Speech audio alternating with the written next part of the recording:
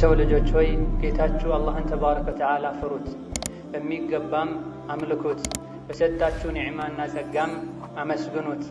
የአላህን ተባረከ ወተዓላ ኒዕማና ስጦታዎችን ደረጃቸውን በማወቅ በየጊዜው በተደጋጋሚ እየመጡ የኸይር ዕድልን የሚከፍቱልን ወቅቶችን በአግባቡ በመጠቀም ወደ አላህ ተባረከ ወተዓላ ለመቃረብ ወንጀላችሁን ለማራገፍ ሞክሩ።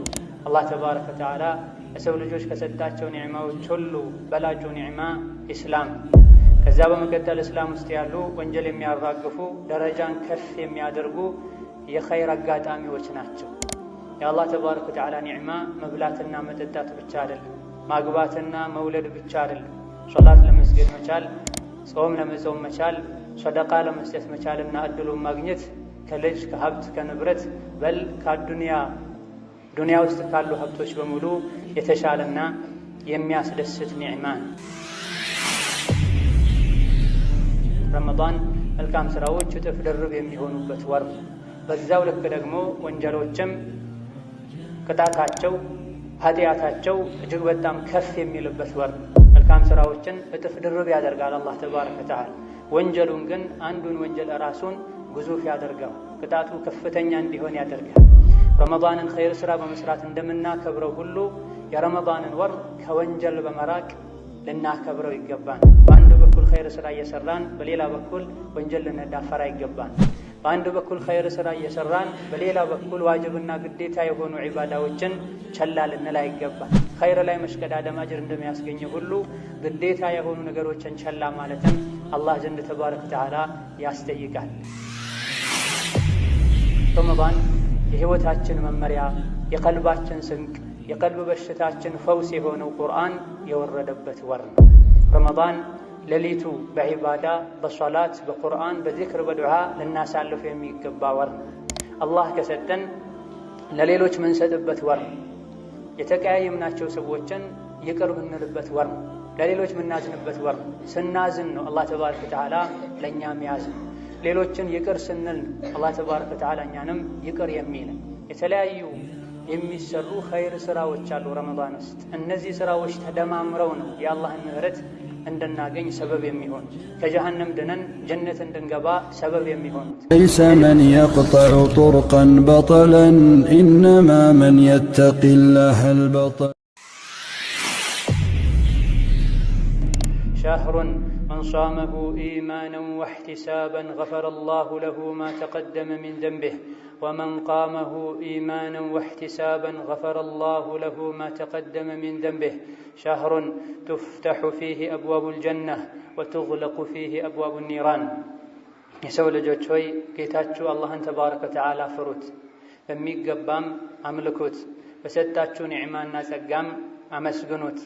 የአላህን ተባረከ ወተዓላ ኒዕማና ስጦታዎችን ደረጃቸውን በማወቅ በየጊዜው በተደጋጋሚ እየመጡ የኸይር ዕድልን የሚከፍቱልን ወቅቶችን በአግባቡ በመጠቀም ወደ አላህ ተባረከ ወተዓላ ለመቃረብ ወንጀላችሁን ለማራገፍ ሞክሩ።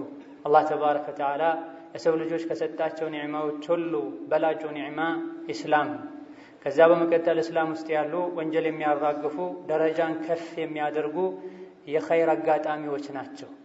የአላህ ተባረከ ወተዓላ ኒዕማ መብላትና መጠጣት ብቻ አይደለም፣ ማግባትና መውለድ ብቻ አይደለም።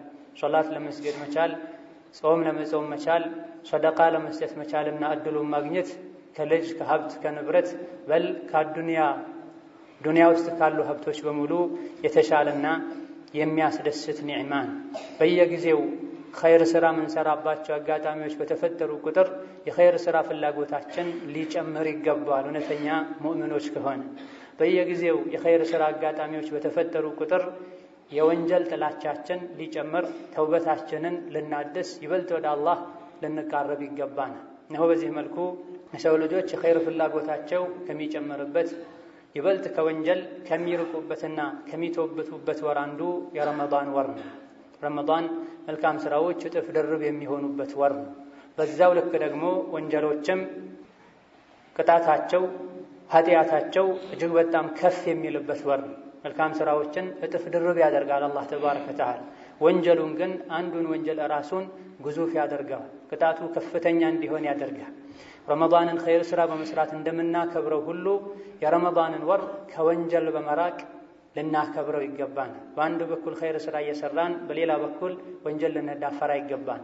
በአንድ በኩል ኸይር ስራ እየሰራን በሌላ በኩል ዋጅብና ግዴታ የሆኑ ዒባዳዎችን ቸላ ልንል አይገባን። ኸይር ላይ መሽቀዳደም አጅር እንደሚያስገኘው ሁሉ ግዴታ የሆኑ ነገሮችን ቸላ ማለትም አላህ ዘንድ ተባረከ ወተዓላ ያስጠይቃል። ረመዳን የህይወታችን መመሪያ፣ የቀልባችን ስንቅ፣ የቀልብ በሽታችን ፈውስ የሆነው ቁርአን የወረደበት ወር ነው። ረመዳን ሌሊቱ በዒባዳ በሶላት በቁርአን በዚክር በዱዓ ልናሳልፍ የሚገባ ወር ነው። አላህ ከሰጠን ለሌሎች ምንሰጥበት ወር ነው። የተቀያየምናቸው ሰዎችን ይቅር ምንልበት ወር ነው። ለሌሎች ምናዝንበት ወር ነው። ስናዝን ነው አላህ ተባረከ ወተዓላ ለእኛም ያዝን። ሌሎችን ይቅር ስንል ነው አላህ ተባረከ ወተዓላ እኛንም ይቅር የሚለን። የተለያዩ የሚሰሩ ኸይር ስራዎች አሉ ረመዳን ውስጥ። እነዚህ ስራዎች ተደማምረው ነው የአላህን ምህረት እንድናገኝ ሰበብ የሚሆኑት፣ ከጀሃነም ድነን ጀነት እንድንገባ ሰበብ የሚሆኑት። እነዚህ ኸይር ስራዎችን ከወዲሁ መለማመድ፣ ነፍስያችንን ማነሳሳት፣ ለኸይር ስራ እንቅፋት የሚሆኑ መጥፎ ባህሪዎችን፣ ወንጀሎችን ማስወገድ ይጠበቅብናል። ቀድሞ ሳይዘጋጅ ረመዳን የገባበት ሰው የረመዳን 29 ወይም 30 ቀኖች ምንም ሳይጠቀምባቸው ያልፉታልና ይኸው ረመዳን ለነቢዩ እመት ለማንም ያልተሰጡ 5 ጸጋዎችን የሰጠበት ወር ነው። ከዚህም አንዱ ረመዳን ላይ አንጀት ባዶ ሆድ ባዶ በመሆኑ ምክንያት የሚከሰተው የአፍ ጠረን የአፍ ሽታ መለወጥ አላህ ዘንድ ተባረከ ወተዓላ ከምስክ ሽቶ የበለጠ ተወዳጅ እንደሆነ ነቢይ ተናግረዋል። ለአላህ ብሎ በመጾሙ ለአላህ ብሎ በመራቡ ምክንያት ሰዎች ዘንድ ሊጠላ የሚችለው መጥፎ ከሆድ ከጨጓራ የሚወጣ መጥፎ ሽታ አላህ ዘንድ ግን ከምስክ ሽቶ በላይ ተወዳጅ ነው። መጥፎ ሽታ ራሱ ተፈልጎ ሳይሆን ለአላህ ብሎ በመድከም ምክንያት ለአላህ ብሎ በመራብ ምክንያት የመጣ ሽታ የመልካም ሥራ ውጤት ከመሆኑ አንፃር አላህ ዘንድ ይወደዳል። ይህ ማለት ሆን ብሎ አፉ እንዲሸት ማድረግ አለበት ማለት አይደለም። ጾመኛ ቀኑን ሙሉ ንጽህናውን መጠበቅ አለበት፣ መፋቂያ መጠቀም አለበት። ሆኖም ሽታ ሊከሰት ይችላል። ይህ ሽታ አላህ ዘንድ ተወዳጅ ነው። ሰዎች እንደሚጠሉት አይደለም። አላህ ኸይርን ይወዳል። ከኸይር ጋር ተያይዞ የሚመጡ ነገሮችን በሙሉም ይወዳል ማለት ነው። ሁለተኛው ረመዳንን ለሚጾሙ ሰዎች ጾም ከጀመሩበት ጊዜ ጀምሮ እስኪያፈጥሩና ፀሐይ እስክትጠልቅ ድረስ ባለው ጊዜ ውስጥ መላኢኮች እስትግፋር ያደርጉለታል ለጾመኛ ብሏል ነብዩ ሰለላሁ ዐለይሂ ወሰለም። ለነብዩ ኡመት ከተሰጡ ረመዳን ውስጥ ከሚገኙ ጥቅሞች አንዱ ጾመኛ መላኢካ እስትግፋር ያደርግለታል። መላኢኮች አላህን አምፀው አስቆጥተው የማያውቁ የተከበሩ ፍጥሮች ናቸው። አላህን እምቢ እንደማይሉት ሁሉ አላህም እምቢ አይላቸውም። እነሱ ምድር ላይ ሆኖ ትክክለኛ አላህ የሚወደውን አይነት ጾም ምግብና መጠጥን መተው ብቻ ሳይሆን ማንኛውንም የተከለከለን ነገር የሚከለከል ግዴታ የሆኑ ነገሮችን በአግባቡ የሚፈጽም ጾመኛ ቀኑን ሙሉ እስኪያፈጥር ድረስ መላኢኮች እስትግፋር ያደርጉለታል። ሶስተኛው ረመዳን ውስጥ ያለው ለነብዩ ኡመት ለየት ባለ መልኩ የተሰጠው ስጦታ ረመዳን ወር ውስጥ አላህ ጀነትን ያስውባታል በየቀኑ አሉ ነብዩ ሰለላሁ ዐለይሂ ወሰለም። ምድር ላይ የአላህ ባሮች ራሳቸውን መስጂዳቸውን በዒባዳ እንደሚያስውቡት ሁሉ ቀልባቸውን በአላህ ፍርሃቻ በእስትግፋር ለአላህ በመተናነስ ረሕመቱን ተስፋ በማድረግ ልባቸውን እንደሚያጸዱትና እንደሚያስውቡት ሁሉ የአማኞች ማረፊያ የሆነችውን ጀነትንም ረመዳን ላይ በየቀኑ አላህ ያስውባታል።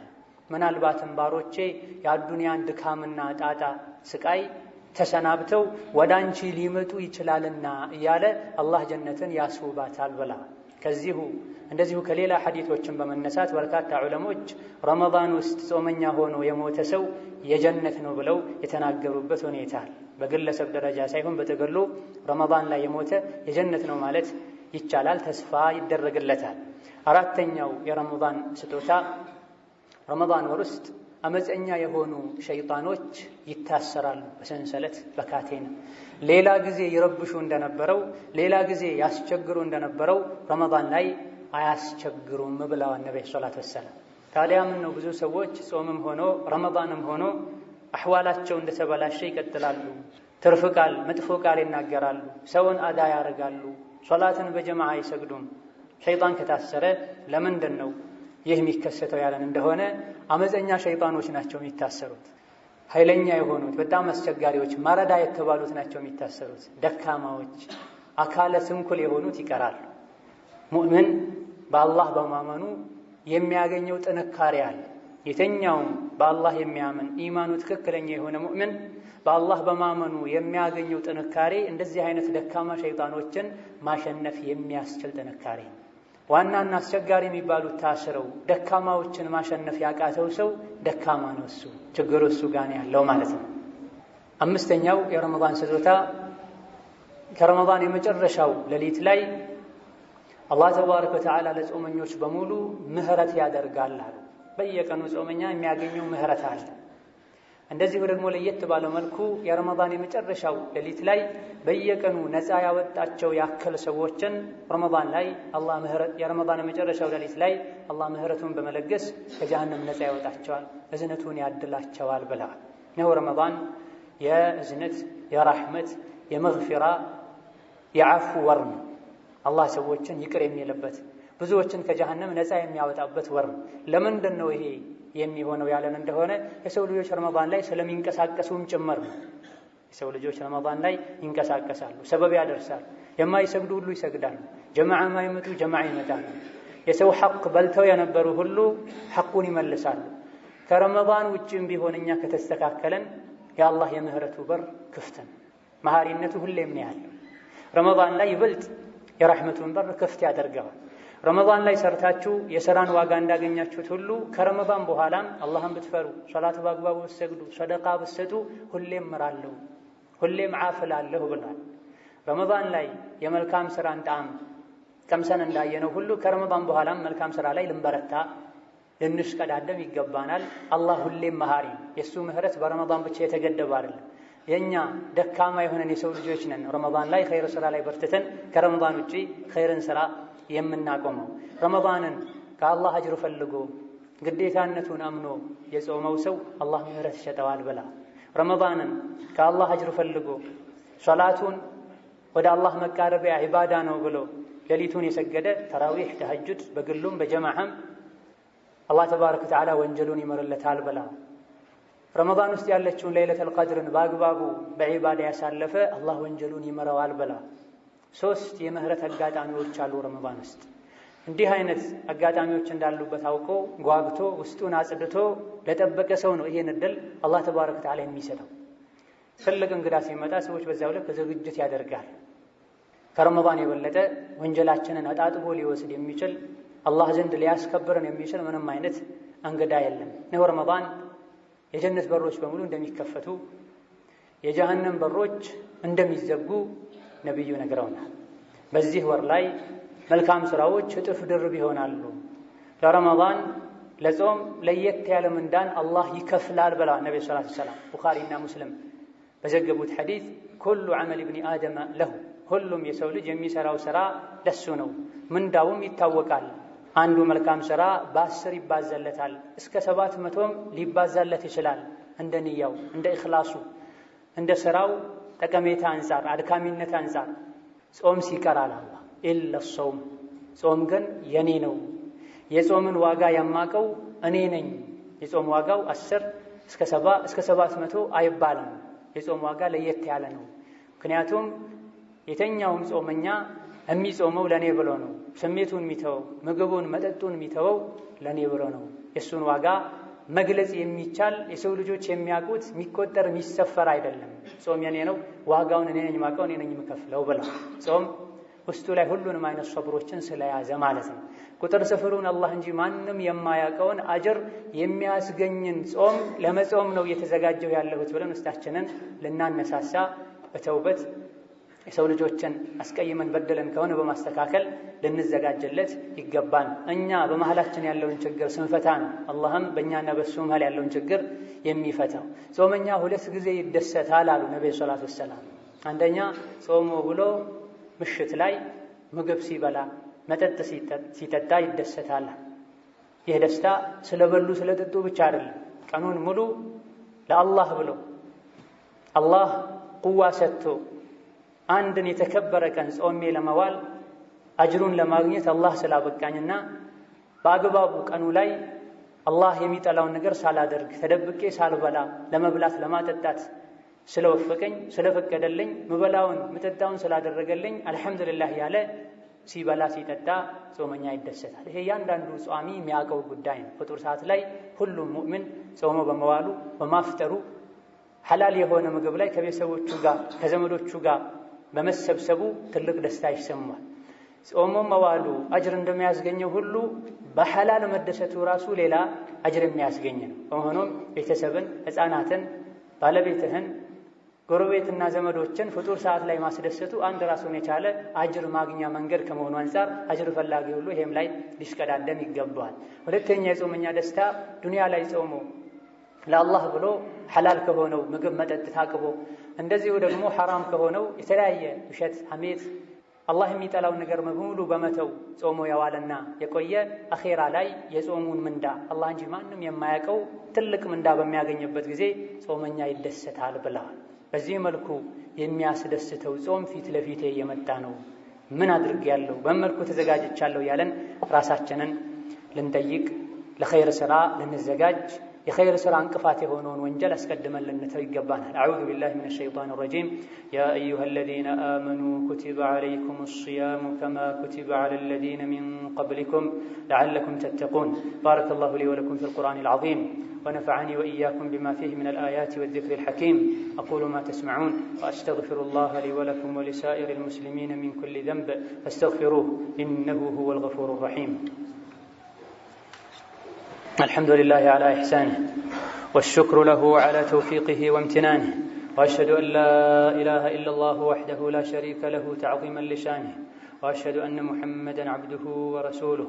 أما بعد رمضان ማንኛውም ከአላህ ጋር ተባረከ ወተዓላ የሚነግድ ሰው የሚያተርፍበት ወር ነው።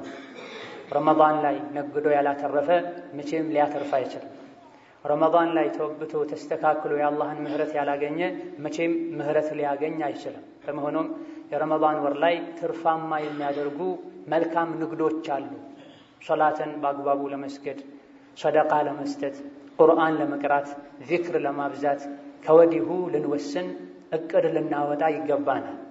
የሰው ልጆች ባላቸው የመልካም ሥራ እቅድና ንያ መሰረት ነው አላህ የሚያግዛቸው። ትንሽ ሰርቶ ለመብቃቃት የነየተ ከአላህ የሚያገኘው ገዛም ትንሽ ነው የሚሆነው።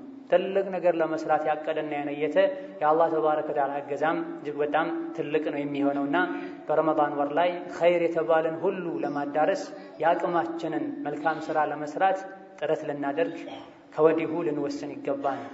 እንደዚሁ ደግሞ ረመዳን የዓፉታ የይቅርታ የምህረት ወር ነው ብለናል። አላህ ይቅር የሚለን አላህ የሚመረን ዱንያ ላይ አብረናቸው የምንኖር የሰው ልጆች ጋር አለመግባባት ተፈጥሮ በአዱንያ ጠፊ በሆነችዋ ርካሽ በሆነችዋ ሙስሊሙም ካፍሩም ታዛዡም አመፀኛውም እንደፈለገ በሚያደርጋት ዱንያ ምክንያት አብረን ምንሰግደውን አብረን ምንጾመውን ሙስሊም ወንድማችንን ሙስሊም እህታችንን አኩርፈን ተኮራርፈን ተቆራርጠን የአላህን ምህረት ልንጠብቅ አይገባን።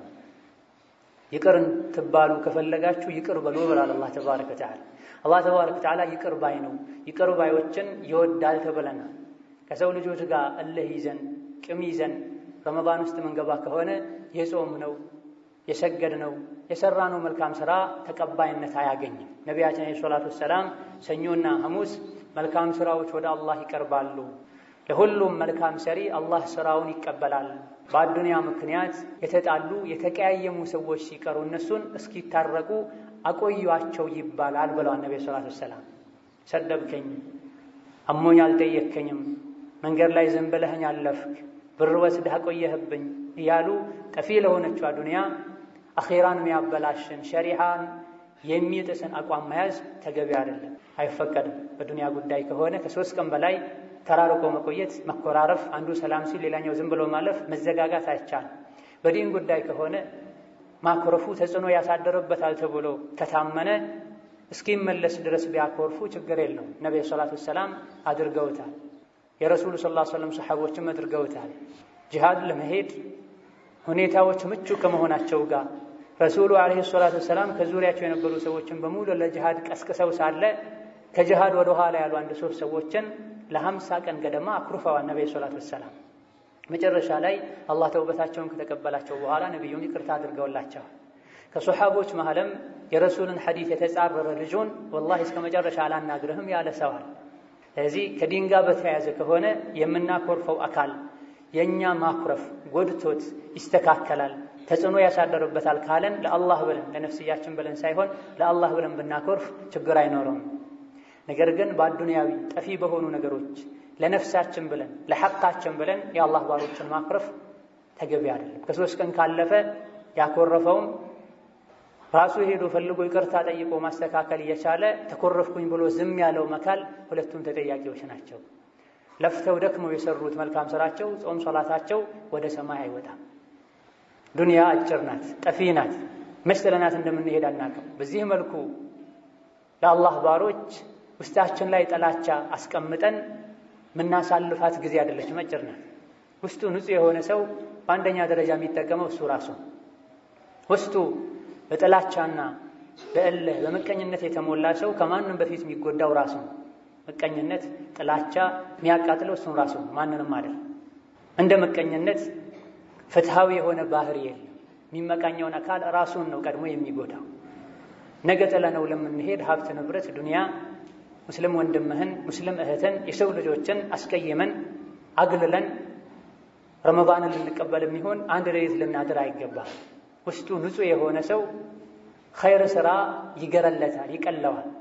ውስጡ በተለያዩ በሽታዎች የታመመ ሰው ኸይር ስራ እንደ ጋራ ይከብደዋል። ረመዳን ላይ ምህረት የሚፈልግ ሰው ከዙሪያው ላሉ ሰዎች በጎ ሊሆን ይገባል። የበደላቸውን ብቻ ሳይሆን የበደሉትንም ባላዋቂነት ነውና የበደሉት ይቅር ሊል ይገባል። ቀድሞ ሰላም ያለው ቀድሞ አፉታ የጠየቀው አላህ ዘንድ በላጭ ነው ብሏል ነብዩ አለይሂ ሰላቱ ወሰላም። ምቀኝነትና መሰል የሆኑ የቀልብ በሽታዎች መልካም ስራን አጅሩን አጣጥበው ያስወግዳሉ። የውስጥ ንጹህነትና ቅንነት ለሰዎች መልካም ማሰብ ደግሞ ብዙ ያለፋነውን ያክል ተኝተን እንኳ አጅር እንድናገኝ ያደርገናል። አላህ የሚያየው አላህ የሚፈልገው የውስጥ ንጹህነትን ውስጣችን ቆሾ ሳለ ለሰዎች ሸር የሚያስብ ሆኖ ሳለ ሌሊት ብንሰግድ ሱና ጾም ብንጾም ረመዳን ላይ ሰደቃ ብናበዛ ብዙም ዋጋ አይኖረው። ቀድመህ ውስጥህን አጽዳ ነው የሚባል። አላህ የሚያየው ከምንም በፊት ቀልባችን ከዛ በኋላ ስራችንን። ረመዳን ላይ ምህረት የሚፈልግ ሰው ረመዳን ላይ ጀነትን የሚፈልግ ሰው ረሕመትን የሚፈልግ ሰው ለሰው ልጆች ሊያዝን ይገባዋል። የማያውቁትን ሊያስተምር ይገባዋል። የታመሙትን ሊጠይቅ ይገባዋል። የተቸገሩትን ሊረዳ ይገባዋል። እኛ ስንረዳ ነው አላህ የሚረዳ፣ ስናዝን ነው የሚያዝንልን። ረመዳን ላይ 4 ነገሮችን ልናበዛ ይገባናል። ነብዩ ሰለላሁ ዐለይሂ ወሰለም በጥቅሉ የመከሩን ነገሮች ናቸው። 4 ነገሮች ለእያንዳንዱ ሰው ያስፈልጋሉ። 2ቱ አላህን የምናስደስትባቸው ናቸው። 2ቱ መቼም ከነሱ ተብቃቅተን መኖር የማንችል የሆኑ ስራዎች ናቸው፣ ቀለል ያሉ ናቸው። 2ቱ አላህን የምናስደስትባቸው ላኢላሃ ኢለላህ ማለት ማብዛትና ኢስቲግፋርን ማብዛት ነው። ላኢላሃ ኢለላህ የዝክሮች ሁሉ ዋና ነው። ላኢላሃ ኢለላህ የዚክሮች ሁሉ ዋና ነው። ደግመን ደጋግመን ስንሄድ፣ ስንመጣ፣ ስንቆም፣ ስንነሳ ላኢላሃ ኢለላህ ላኢላሃ ኢለላህ ልንል ይገባናል። በላጩ ላኢላሃ ኢለላህ ወህደሁ ላ ሸሪከ ለሁ ለሁል ሙልኩ ወለሁል ሐምዱ ወሁወ ዐላ ኩሊ ሸይኢን ቀዲር የሚለውን ሙሉን ዝክር ማለት ነው። ወከዛሊክ ሱብሓነላህ ወልሐምዱሊላህ ወላ ኢላሃ ኢለላህ ወላሁ አክበር የሚለውንም ማለት ነው። ይሄን እንኳ ሙሉን ማለት ባንችል ባጭሩ ዝም ብለን በምንም በቁጥር ሳንገድበው በቦታ በሰዓት ሳንገድበው ላኢላሃ ኢለላህ ላኢላሃ ኢለላህ ማለት አላህን የሚያስደስት ነው። ኢስቲግፋር ማድረግ ደግሞ ወንጀላችንን የሚያራግፍ ሸይጣንን የሚያናድድ ከኛ የሚያርቀው ቀለል ያለ ዝክር ነው። መቼም ከነሱ ተብቃቅተን መኖር የማንችል ደግሞ 2 ነገሮች አሉ ነብዩ እንደተናገሩት። አንደኛው አዘውትሮ አላህን ጀነት መጠየቅ፣ ሁለተኛው ሁሌ አላህ ከጀሃነም እንዲጠብቀን መጠየቅ ነው። አላህ ተባረከ ወተዓላ ጀነት እንዲያስገባን ዘውትር መጠየቅ። ቤቱ ጀነት እንዲሆን የፈለገ ሰው ህልሙ እስኪሳካ ድረስ አላህ ጀነት እንዲያስገባው መጠየቅ አለበት። 3 ጊዜ አላህን ጀነት የጠየቀው ሰው ጀነት ራሷ የአላህ ጀነት ያስገባው ብላ አላህን ትጠይቃለች ብላ ነብዩ ሰለላሁ ዐለይሂ ወሰለም። 3 ጊዜ ቀን ላይ አላህን ከጀሃነም ጠብቀኝ ያለ ሰው ጀሃነም ራሷ ያ ረብ ከጀሃነም ጠብቀው ብላ ዱዓ ታደርጋለች ብላ። የሰው ልጅ ከምንም በላይ ሊፈራ የሚገባው አላህን። አላህ የተቆጣው ሰው መቀጫ የሆነችውን ጀሃነምን ነው ሊፈራ የሚገባውና ጀሃነምን ከመፍራታችን ጀነትን ተስፋ ከማድረጋችን ምልክት አንዱ ዘውትር አላህ ጀነት እንዲያስገባን መጠየቅ፣ ከጀሃነም እንዲጠብቀን መጠየቅም። በምላስ መጠየቁ ብቻ ዋጋ የለውም። ጀሃነም የሚያስገቡ ስራዎች አሉ የሚታወቁ። እነዚህ ስራዎችን መራቅ መጠንቀቅ አለብን። ጀነት የሚያስገቡ መልካም ስራዎች አሉ፣ መልካም ንግግሮች አሉ። እነዚህ መልካም ስራና መልካም ንግግሮችን ልናቅ ልንሰራቸው ይገባል። ዱንያ የመጣ ነው ፎቅ ልንገነባ፣ በአዱንያ ልንወዳደር ልንፎካከር አይደለም። በዋነኝነት ዱንያ የመጣ ነው ለአኺራ የሚሆንን መልካም ስራ ይዘን ልንሄድ ነውና ለዚህ ለአኺራ ጉዟችን ስኬታማነት አስፈላጊ የሚባልን ነገር በሙሉ ወንድ፣ ሴት፣ ህፃን፣ አዋቂ ሊያቅና ሊተገብር ይገባል። ባዶ እጁን አኺራ የሄደ ይጸጸታል፣ ይቆጫል፣ ተመልሶ ማስተካከል አይችልም፣ ከሰው መበደር አይችልም። የሰሩትን ብቻ የሚያገኙበት ሀገር ነውና ልንሰራ ልንጥር ይገባናል። ثم صلوا وسلموا على الرحمة المهداة وإمام الأتقياء محمد خير المرسلين. اللهم صل على محمد وعلى آل محمد كما صليت على إبراهيم وعلى آل إبراهيم، وبارك على محمد وعلى آل محمد كما باركت على إبراهيم وعلى آل إبراهيم إنك حميد مجيد. وارض اللهم عن خلفائه الراشدين وبقية صحابته أجمعين وزوجاته الطاهرات أمهات المؤمنين. وارض اللهم عنا وعن والدينا معهم أجمعين وعن جميع المسلمين. اللهم أعز الإسلام والمسلمين، اللهم أعز الإسلام والمسلمين، اللهم أعز الإسلام والمسلمين وأذل الشرك والمشركين ودمر أعداءك أعداء الدين. اللهم أصلح لنا ديننا ودنيانا، اللهم أصلح لنا ديننا ودنيانا، اللهم أصلح لنا ديننا ودنيانا. اللهم وفق العلماء والدعاة والمصلحين وخذ بأيديهم إلى التقوى والبر والإحسان. اللهم أصلح العلماء والدعاة والمصلحين وخذ بأيديهم إلى التقوى والبر والإحسان واجمع كلمتهم على الحق، واجمع كلمتهم على الحق يا قوي يا متين. واكفهم شر الأشرار وكيد الفجار. اللهم واكفهم شر بطانة السوء والمفسدين يا رب العالمين. نعوذ بك اللهم من شر الأشرار وكيد الفجار وشر طوارق الليل والنهار. يا عزيز يا غفار، يا عزيز يا قهار، يا عزيز يا قهار. اللهم بلغنا رمضان، اللهم بلغنا رمضان، اللهم بلغنا رمضان ووفقنا فيه لحسن الصيام والقيام. اللهم وفقنا فيه لحسن طاعتك وعبادتك، وأعنا فيه على الصيام والقيام وجميع ما ترضاه يا ملك يا كريم. واجعلنا اللهم من المقبولين، واجعلنا اللهم من المقبولين، واجعلنا اللهم فيه من المقبولين. اللهم اغفر لنا ولوالدينا ولمشايخنا ولمن له حق علينا ولجميع المسلمين أحياء وميتين. آمين والحمد لله رب العالمين.